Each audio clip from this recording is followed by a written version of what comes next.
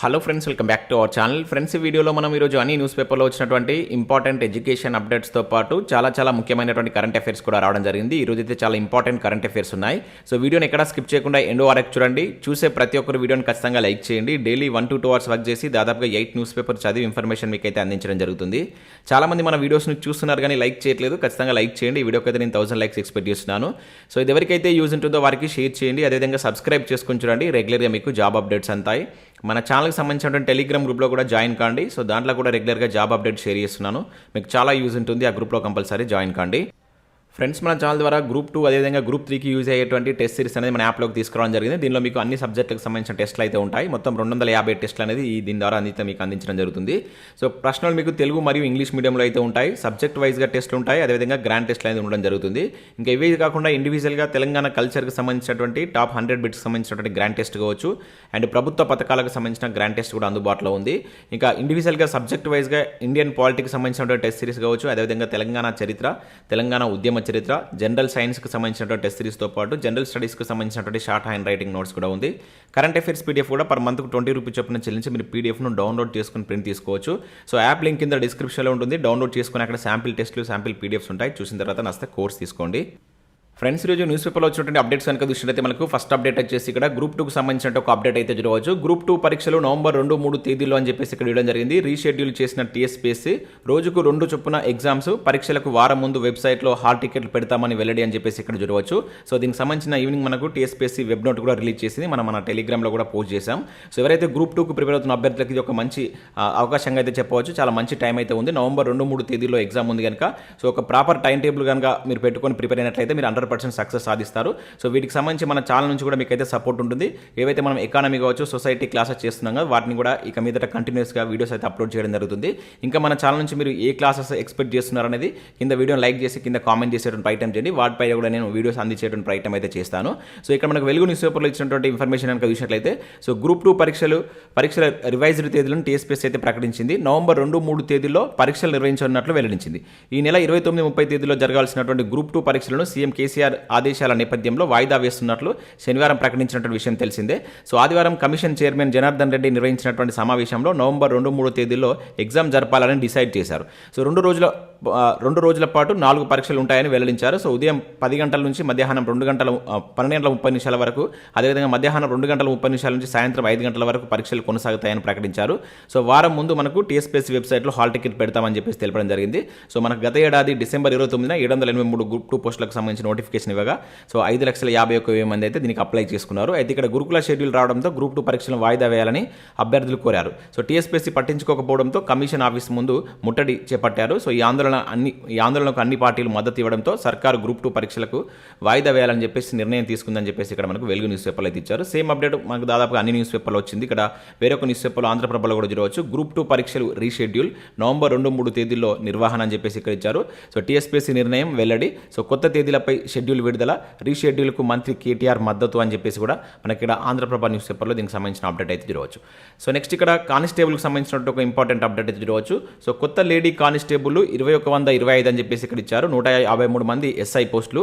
So 33% reservation వర్తింపుతో అతివలకు అందివచ్చినటువంటి అవకాశం. So Warangal, Medchal police అకాడమీలో శిక్షణకు ఏర్పాట్లు అని చెప్పేసి ఇక్కడ ఇచ్చారు. ఇక్కడ విషయం అయితే మనకు రాష్ట్ర ప్రభుత్వం ఉద్యోగాల్లో అమలు చేస్తున్నటువంటి 33% రిజర్వేషన్ దన్నుతో తెలంగాణ పోలీస్ శాఖలో కొత్తగా 2125 మంది మహిళా కానిస్టేబుల్ అడుగుపెట్టబోతున్నట్లు ఇక్కడ ఇచ్చారు.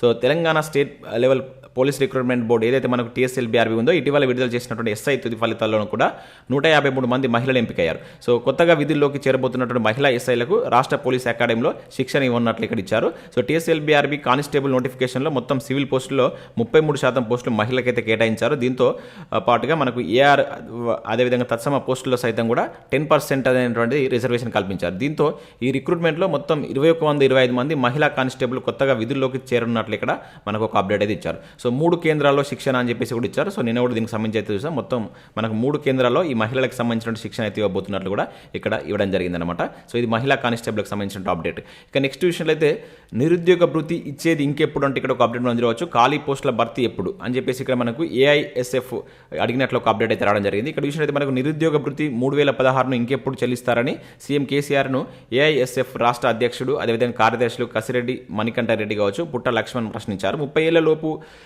నిరుద్యోగులందరికీ నిరుద్యోగ భృతి ఇస్తామని చెప్పినటువంటి కేసీఆర్ ఇప్పటికీ కూడా ఇవ్వకుండా కక్షాపూరితంగా వివరిస్తున్నారని చెప్పేసి ఆరోపించారు. సో ప్రభుత్వం విద్యారంగాన్ని నిర్వీర్యం చేస్తుందని, ప్రభుత్వ పాఠశాలలో కళాశాలలో యూనివర్సిటీల్లో ఖాళీగా ఉన్నటువంటి వేలాది టీచింగ్ అదేవిధంగా నాన్ టీచింగ్ పోస్టులను భర్తీ చేయడంలో అలసత్వం ప్రదర్శిస్తుందని చెప్పేసి విమర్శించినట్లు ఇక్కడ ఒక అప్డేట్ అయితే మనం చూడవచ్చు.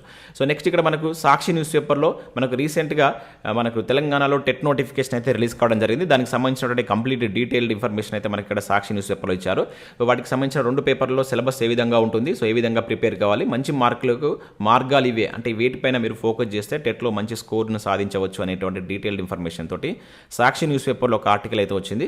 ఒకసారి మీరు సాక్షి న్యూస్ పేపర్ డౌన్లోడ్ చేసుకొని చూడండి. ఎవరైతే టెట్కు ప్రత్యేకంగా ప్రిపేర్ అవుతున్న అభ్యర్థులకు అది 100% యూజ్ అవుతుంది. ఇక నెక్స్ట్ విషయం అయితే మనకి ఇక్కడ ఈనాడు ప్రతిభకు సంబంధించి ఇక్కడ మనకి ఏదైతే ఫిజిక్స్కి సంబంధించి జనరల్ స్టడీస్ ఫిజిక్స్కి సంబంధించినటువంటి దానిపైన అదేవిధంగా రసాయన శాస్త్రానికి సంబంధించిన దానిపైన కూడా ఒక ఆర్టికల్ అయితే ఇచ్చారు, చూసేటువంటి ప్రయత్నం చేయండి.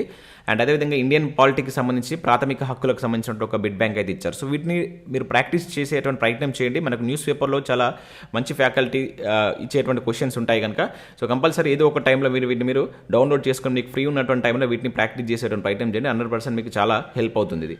సో ఇవి మనకు వివిధ న్యూస్ పేపర్లో వచ్చినటువంటి ముఖ్యమైనటువంటి education updates. Next current affairs చూద్దాం. ఈ రోజు అయితే చాలా ఇంపార్టెంట్ కరెంట్ అఫైర్స్ ఉన్నాయి. ఎక్కడ స్కిప్ చేయకుండా ఎండ్ వరకు చూడండి. చూసే ప్రతి ఒక్కరు ఖచ్చితంగా లైక్ చేయండి. సో నేను చెప్తున్నా కూడా చాలా తక్కువ మంది వీడియోని లైక్ చేస్తున్నారు.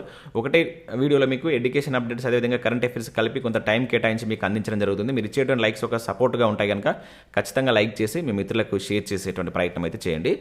సో ఇక్కడ మనం ఫస్ట్ కరెంట్ అఫైర్ కనుక చూసినట్లయితే రాష్ట్రాల ఆర్థిక పరిస్థితి మహారాష్ట్ర ది బెస్ట్ అని చెప్పేసి ఇక్కడ ఒక ఇంపార్టెంట్ కరెంట్ అఫైర్ అయితే మనం చూడవచ్చు.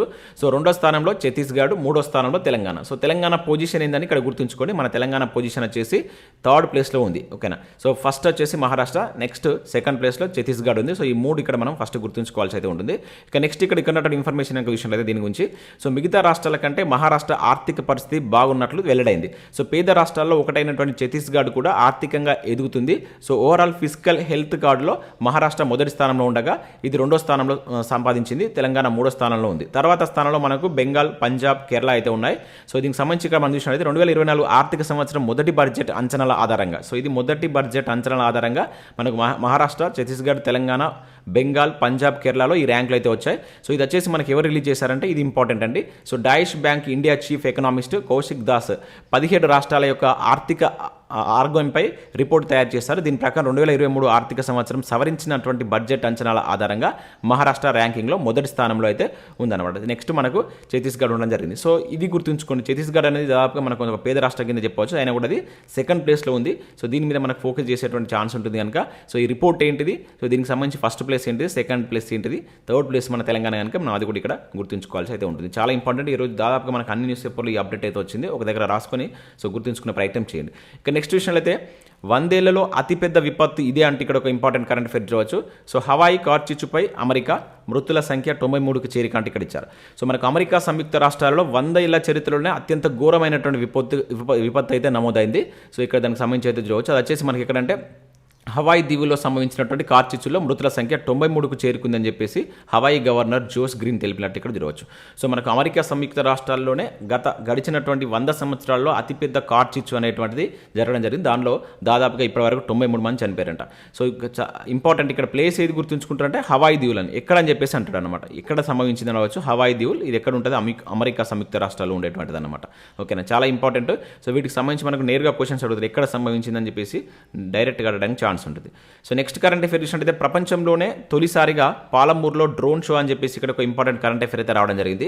సో ట్యాంక్ బండ్పై అట్టహాసంగా ఏర్పాటు చేసినటువంటి మెగా డ్రోన్ ప్రదర్శనను ప్రారంభించినటువంటి మంత్రి డాక్టర్ వి శ్రీనివాస్ గౌడ్ అని చెప్పేసి ఇక్కడ ఇచ్చారు. సో మనకు ప్రపంచంలోనే తొలిసారి అంటే ఇది. సో ప్రపంచంలోనే తొలిసారిగా మహబూబ్ నగర్ జిల్లా కేంద్రంగా 450 డ్రోన్ కెమెరాలతో విన్యాసాన్ని నిర్వహించారు. సో ఆదివారం రాత్రి డ్రోన్ షోను మంత్రి శ్రీనివాస్ గౌడ్ జ్యోతి ప్రజ్వలన చేసి ప్రారంభించారు. 450 డ్రోన్లతో అతిపెద్ద ప్రదర్శనగా అద్భుతంగా కొనసాగిందని చెప్పేసి ఇక్కడ ఇచ్చారు. సో ఒక్కసారిగా అన్ని డ్రోన్లు రంగురంగుల లైట్లతో మిరుమిట్లు గొలుపుతూ ఐలాండ్ మీద నుంచి గాలిలోకి లేచాయంటే ఇక్కడ అయితే చూడవచ్చు. చాలా మంది ఇక్కడ మనకు ఈ ప్రదర్శన చూడడానికి వచ్చినట్టు కూడా ఇక్కడ ఇవ్వడం జరిగింది. సో ఎక్కడ ఈ డ్రోన్ చేపట్టారు అంటే ఈ డ్రోన్లకు సంబంధించినటువంటి ఈ విన్యాసాలు చేపట్టారని చెప్పేసి అడగడానికి ఛాన్స్ ఉంటుంది. సో ఆ ప్లేస్ గుర్తుంచుకొని మనకు మహబూబ్ నగర్ జిల్లా కేంద్రంలో చేపట్టారు. ఓకే, ఇది ప్రపంచంలోనే ఇట్లా 450 డ్రోన్లతో ప్రదర్శన చేపట్టడం ఇదే ఫస్ట్ టైం అంట. ఓకేనా, చాలా చాలా ఇంపార్టెంట్ గుర్తుంచుకునే ప్రయత్నం చేయండి. దానికి సంబంధించినట్టు ఇక్కడ మనకు ఒక ఇమేజ్ కూడా చూడవచ్చు. ఇక నెక్స్ట్ చూసినట్లయితే బంగ్లాదేశ్ కబడ్డీ టీం కోచ్గా శ్రీనివాస్ రెడ్డి అని చెప్పేసి ఇక్కడ ఒక అప్డేట్ అయితే రావడం జరిగింది. ఆసియా గేమ్స్ కోసం బంగ్లాతో పనిచేస్తున్నటువంటి తెలంగాణ కోచ్ అని చెప్పేసి ఇక్కడ ఇచ్చారు. సో మన తెలంగాణకు సంబంధించిన పర్సన్ కనుక గుర్తుంచుకోవాల్సి అయితే ఉంటుంది. సో ఆసియా గేమ్స్లో పోటీ పడేటువంటి బంగ్లాదేశ్ మెన్స్ సీనియర్ కబడ్డీ టీంకు తెలంగాణకు చెందినటువంటి లింగంపల్లి శ్రీనివాస్ రెడ్డి కోచ్గా అయితే పనిచేస్తున్నాడు. సో ప్రస్తుతం ఢాకాలో మనకు బంగ్లాదేశ్ ఆటగాళ్లకు ఆటలో మెలకువలు నేర్పిస్తున్నట్టు ఇవ్వడం జరిగింది. 2018లో ఆయన మనకు దుబాయ్ మాస్టర్ టోర్నీ గెలిచినటువంటి ఇండియా సీనియర్ టీంకు కోచ్గా వివరించినటువంటి వ్యక్తి. సో సంగారెడ్డి జిల్లాకు చెందినటువంటి వ్యక్తి అనమాట శ్రీనివాస్ రెడ్డి. సో ఇతను ప్రజెంట్ ఇప్పుడు బంగ్లా టీంకు 2 నెలలు కాంట్రాక్ట్ కుదుర్చుకున్నారు. 2 నెలలు కాంట్రాక్ట్ ఇది కోచింగ్ ఇవ్వడం కోసం కాంట్రాక్ట్ కుదుర్చుకున్నట్లు ఇక్కడ ఒక అప్డేట్ అయితే మనం చూడవచ్చు. సో పేరు గుర్తుంచుకోండి, ఇంపార్టెంట్. ఏ దేశాన్ని కోచ్గా చేస్తున్నాడు బంగ్లాదేశ్ అనేది గుర్తుంచుకోండి. ఇక నెక్స్ట్ కనుక చూసినట్లయితే విద్యార్థుల పరిశోధనకు ప్రయాస అంటే ఇక్కడ ఒక ఇంపార్టెంట్ కరెంట్ అఫేర్ అయితే మనం చూడవచ్చు. సో ఎంపికైనటువంటి ప్రాజెక్టులకు 50,000 చొప్పున గ్రాంట్ అందజేత. సో స్థానిక సమస్యల పరిష్కారానికి మార్గాల అన్వేషణ అని చెప్పేసి ఇక్కడ ఇచ్చారు.